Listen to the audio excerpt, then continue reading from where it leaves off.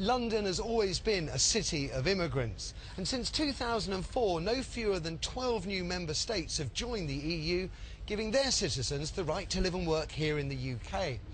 Now, for many young professionals, our capital is the destination of choice. But what's it like moving to London to start a new life? Well, we follow the journey of one young Romanian immigrant as she tried to find her feet.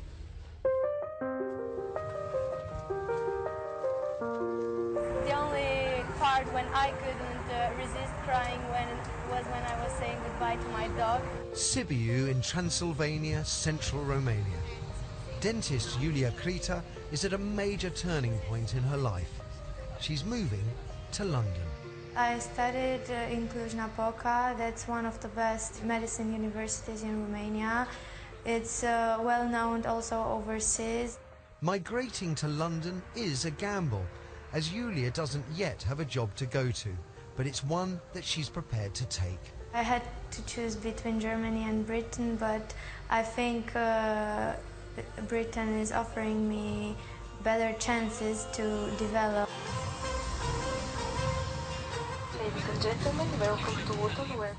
I really hope that people won't judge me after my nationality, but I'm pretty sure that I will meet nice and friendly people.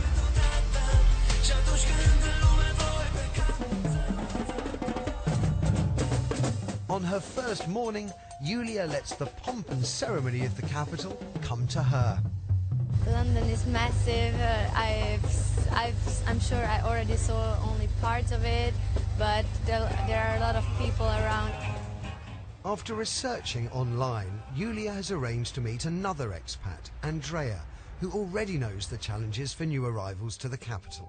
They meet at one of the regular social events for Romanians held at the Embassy and Cultural Centre. Iesc la un prieten acum, da, am zis că până găsesc ceva de lucru și mă stabilesc și așa, da. My impression is that they really like England, they enjoy being here, but at the same time they're homesick. And probably these events and these meetings make them feel more comfortable in a foreign country. Negative images of Romanian immigrants in London have dominated headlines since visa restrictions were lifted 18 months ago. A recent study by the National Institute of Economic and Social Research found migrants actually bring more wealth to the nation than they take out. Over 40% of immigrants came here for work-related reasons. Then additionally you have 30% of workers who came here to participate in formal education. So if you combine these two categories, it's already over 70% of people who are here either for work or education-related purposes. And this kind of people are less likely to claim benefits. The latest government figures show that of all new migrants, only 6.7% claimed unemployment benefit within 6 months of registering for work. Many of them are highly qualified and working across banking, the city and medicine. I think the press, and in particular the tabloids, have portrayed a negative image about us. We are trying to change that image and to prove that we are not just the people that are sleeping on the streets. Settling in Romford, Iulia is busy looking for work. I know it's going to be hard at the beginning, but I have to go through this, and in the end we'll be okay. In fact, the negative portrayal of Romanians is beginning to affect her. I've been setting up my CV. After I told them that I've studied in Romania, they put me on hold for a couple of minutes. Hospital manager didn't get back to me. Iulia needs help and inspiration. As around 2.5% of Romanian immigrants are either doctors or dentists, someone must have been through this before. She arranges to meet the head of the Society of Romanian Dentists in Britain, Tommy Tomescu. I want to get the indemnity insurance. How long will it take? They can do it in about 1 week, something like this, or okay. sometimes even faster. looking forward to start working. As you probably know, in our countries we don't offer extraction so easy as here. Yes. Here it's a bigger accent on Restoration. health. As well as advice, Tommy also offers Julia a shadowing opportunity in his practice. I will write you on something or Okay. send you by email. Thanks a lot for your help. Tommy's interests are wider than just his dental practice. Prejudice against Romanians and other migrants in the UK prompted him to form a new political party to stand up for migrants. Tommy is the chair of the Europeans Party. We have dentists which have been targeted. They've been told, oh, you shouldn't be allowed to work if you are a Romanian. So it's not that you are highly skilled. If you have prejudices, you have prejudice about anyone.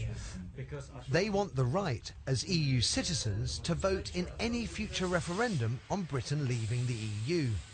I have seen Romanians which are afraid to say where they are from just because they are scared that they will be perceived differently just because they are from Romania, and this is happening just because of the political campaign.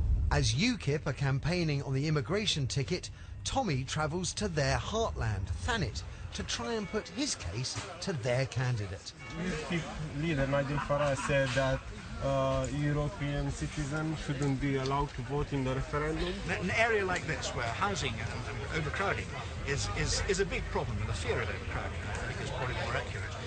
And the government has changed the planning rules to make way for the very large population increase that there has been in this country, which is down to one thing only, really, isn't it? And that's immigration. I feel that the British people should be able to vote in a British referendum. I think it would be quite wrong for people who are not British, and particularly those who come from other EU states who are beneficiaries of being over here at the moment, for themselves to vote in that referendum. They pay taxes, they contribute to the... Some of it, But there are certain groups of people, often who come from Romania, who are in this country, who are not working, who are living on benefits, who are given a very good life here because they are EU citizens who otherwise wouldn't be allowed to be here. 3 weeks into her new life here, and Julia has a crucial appointment, an interview at a practice in Docklands. I'm very nervous. I hope that everything goes well, and even if they won't like me, at least it's gonna be a good experience for me in the future. While Julia waits for the results of her interview, she concentrates on getting as much work experience as possible, learning the culture and adapting to routines in dentistry here. You have to finish ideally the notes before the patient has left. Yes. The surgery. The claims for the NHS are usually sent to NHS Business Service. She's lovely. She's spoken to all the patients and said, do you mind me shadowing this morning? Do you mind me being in the room? Communication is really 77% of what you do and how you behave. You know yourself when you go to the dentist, if you're met with a smiling face, and your confidence is automatically there. So yeah, I think she'll do well. After shadowing, I feel more self-confident going on my own in a practice, so it was really helpful coming here and shadowing Tommy.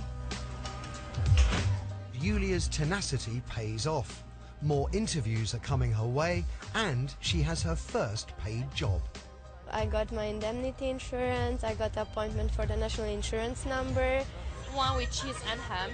I also got some locum shifts, and I'm really happy, and I'm looking forward to see what's gonna come, and I'm starting to settle in here.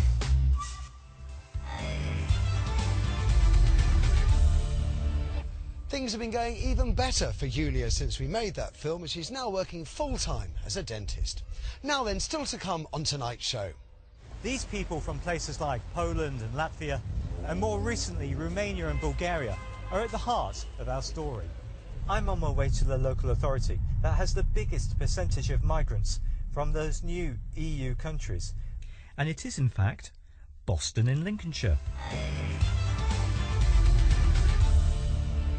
Many new arrivals to the capital are bursting with enthusiasm and energy, but sadly there's another side to the immigration coin.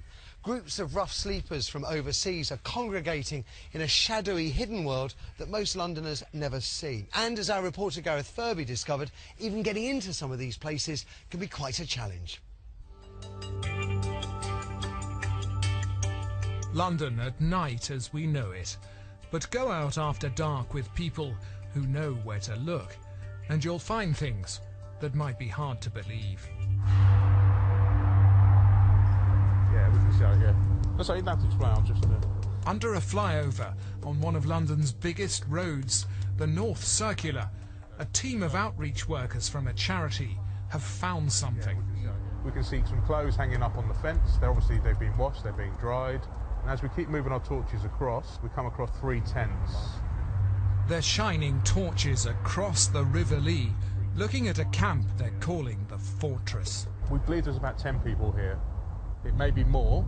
Because the only way in is using a ladder from the middle of the flyover lanes.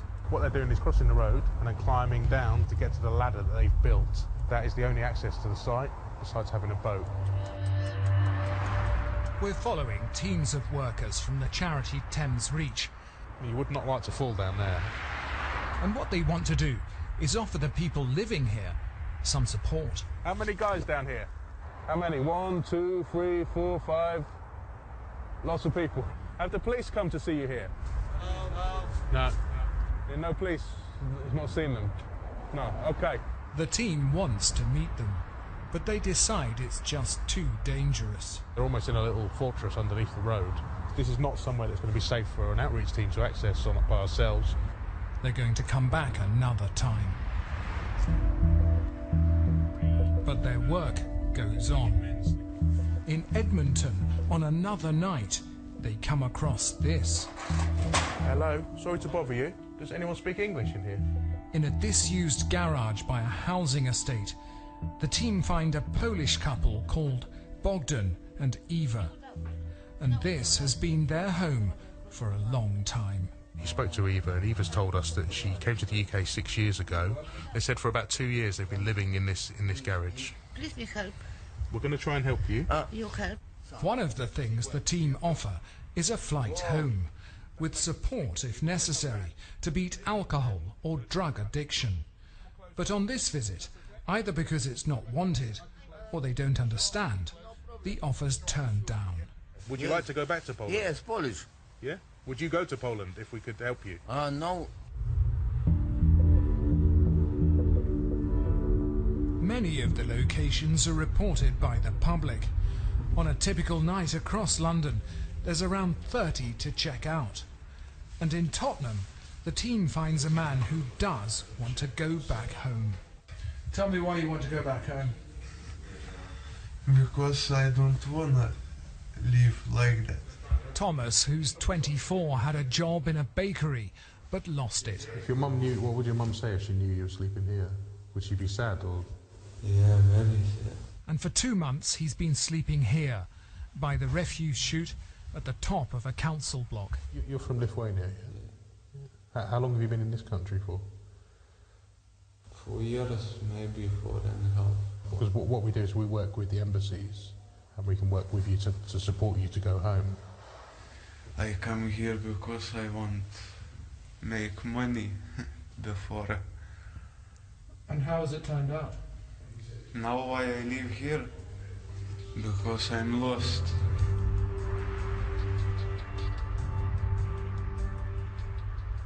But what about that camp we saw before, underneath the North Circular? Who lives there? To find out, we decided to pay our own visit. We could see the ladder, but it looked too risky. So instead we crossed the River Lee. And once in the camp, there was no avoiding the noise from vehicles thundering overhead. But up to 20 people may live here, all of them from Romania. Marianne showed us his tent. The noise is really loud here. We go to bed at around 10 o'clock and we can barely manage to get to sleep for more than 3 to 4 hours. If we want to go and live in the woods, they'll chase us away from that place. This is the only place we can live in. George, a father of 2, came to London about a month ago and says he needs money to support his family. The problem is, if we wanted to get a proper rented place, we'd pay around £50 a week. But you can't find a job all the time, and you get stressed that you can't pay the rent. Most of the men here came from one Roma community in southeast Romania, and Florin, a father of one, told us how they'd made the ladder. Am găsit și noi doi lanți din ăștia, cum se spune, și nu am avut ciocan. We found some wood, some nails, and 2 chains. We managed to build it up with our bare hands, and we used some rocks as a hammer, almost like in the Stone Age. The men stay in these conditions because they can pick up casual building work nearby for about £50 a day. But if they want support, the charity will want to help. And in the past 6 years, 2,700 people have accepted their offer of a flight back home. I'm going to Poland to meet one of them. Tucked away in a forest is a treatment centre for homeless people funded by the Polish government. It's the first stop for some who come back from London. And Hania says that decision saved her life. 18 months ago, she was an alcoholic, sleeping on a mattress in a cemetery in Brent. But as soon as she flew back home, her treatment began. This was the first place I felt safe and warm, the first place I felt at home. Hania had hoped to find a new life in London with her daughter, but ended up homeless after they fell out. Now, back in Poland, she's rebuilding her life and relationships with her family. In London, you know it's beautiful, but it's not for me. I'm happy with the life I've got. It's enough for me. I left the past behind. Back in London, the Thames Reach team return to the North Circular. I don't want us to die, Ben. They want to offer support and that chance to fly back home if anyone's interested. It's like a tomb or something down here. But it's too dangerous for them to go down. I'm not too sure about climbing down there. They decide to wait for the men to get up and talk to them as they leave the camp. But this isn't easy. Hello, mate. Hello. You all right? The men don't seem very interested. Do you work in construction? Ah, yeah. They don't stop to talk. See you later, guys. See you, mate. And the one man who will says he arrived 2 days ago after being told about the camp by friends, and he needs to earn money because he owns a property in Spain. I have a mortgage for a home in Spain, so I need to pay it. I don't really like to be rough sleeping here. I'm not used to this kind of life. But for some, this is now a lifestyle they're prepared to put up with. Well known to some charity workers, but hidden from most Londoners. And this city is still working out how best to deal with it.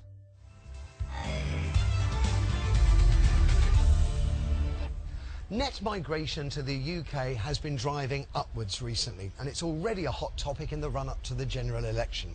But where exactly are all these new arrivals ending up? Well, Inside Out has been given exclusive access to a major new piece of analysis from Oxford University, which reveals precisely where different groups are settling. BBC Home Affairs correspondent Dominic Casciani has the story.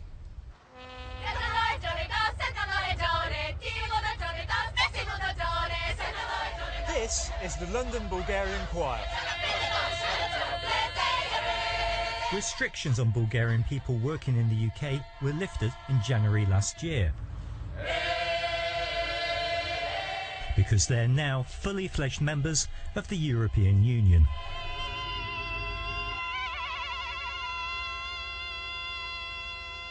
You don't have to be Bulgarian to be in a Bulgarian choir. And these days, you don't have to be English to live and work in England. Now, a sensible discussion about immigration needs some numbers. The Migration Observatory at Oxford University has used the latest information to come up with a unique analysis of how many immigrants it thinks are in the country and where they are. Their results are in an online map where you can look up the figures for your own local authority. What we've done is taken the 2011 census data at the local level and projected it forward in order to get our best estimate of what migrant populations are locally based on the latest available statistics. Those numbers come from the Office for National Statistics and its Labour Force Survey. It's a key indicator of what's going on in British households.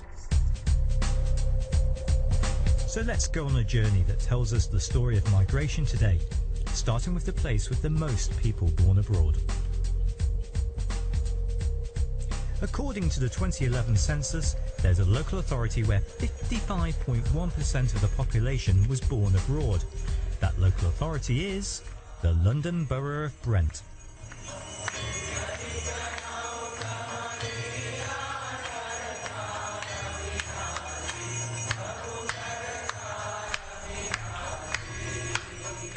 The Hindu mandir known as the Neasden Temple, a North London landmark for 20 years, and in the streets you can easily see the results of immigration from all around the world. Can I ask you where you were born, please? Bangladesh. I'm born in Jamaica. Romania. At the time of the 2011 census, there were about 171,000 migrants living in Brent who were born overseas. Now, if those numbers have increased at the same rate as for London as a whole, then that number would have gone up to about 181,000. Which means that the university estimates that since 2011, the migrant population of Brent has gone up by 10,000. Now, you'd have to be from Mars to miss the tension over a particular type of migrants, those from the Central and Eastern European nations which joined the EU over the past decade. These people from places like Poland and Latvia, and more recently Romania and Bulgaria, are at the heart of our story. So I'm going in search of the place which has a typical population of Eastern Europeans, the halfway point. Let's call it Middle England.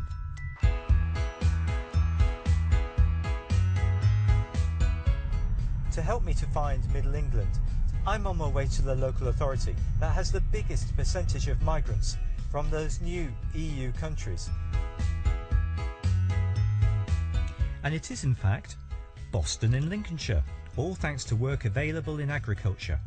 The 2011 census found no less than 10.6% of the population of Boston were born abroad in the new EU countries. Hello. Hi, do you live here? Yes, I do. Where are you from? I was born in Poland. Lithuania? Yes. Thank you. Can I just ask you where you're from, please? Poland. So what's unusual about Boston is the rapid pace of change. At the time of the 2011 census, if you look at Eastern European migrants, there were about 6,800 people living in Boston. And our extrapolations suggest that if the number has increased at the same rate as the rest of the East Midlands, then that number would have gone up to about 8,000. That suggests in Boston the number of new Europeans has gone up by 1,200.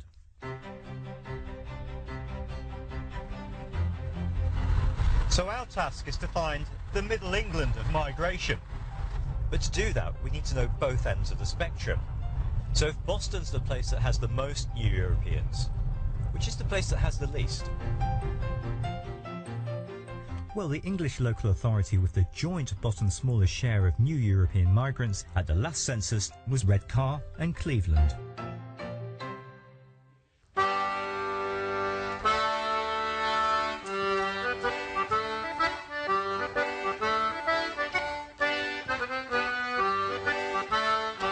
This is English traditional longsword dancing, part of our traditions that was once widespread across North East Yorkshire.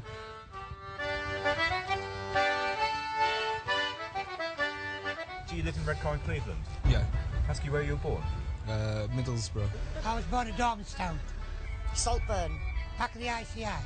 Sunderland. Okay. Pleased to meet you. You too. Bye. Thank you. Bye.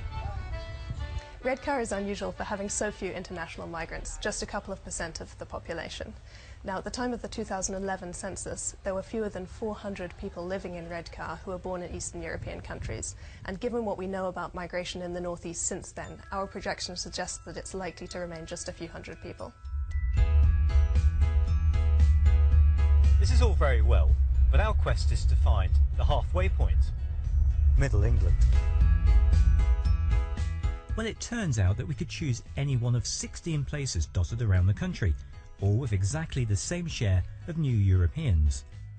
But the one we've gone for as typical of Middle England is Bath and North East Somerset. At the last census, the new Europeans made up 1.3% of the population.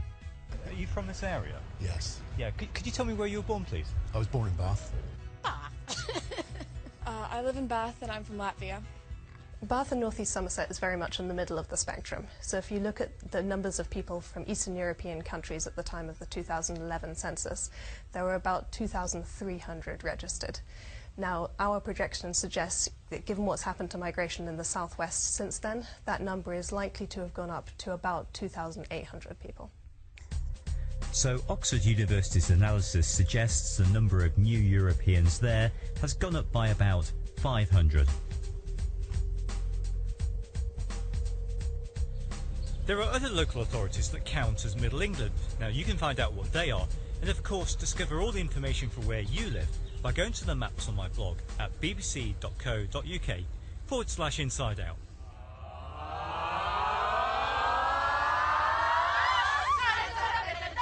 So that's a tour of the map of England with the most up-to-date research about immigration.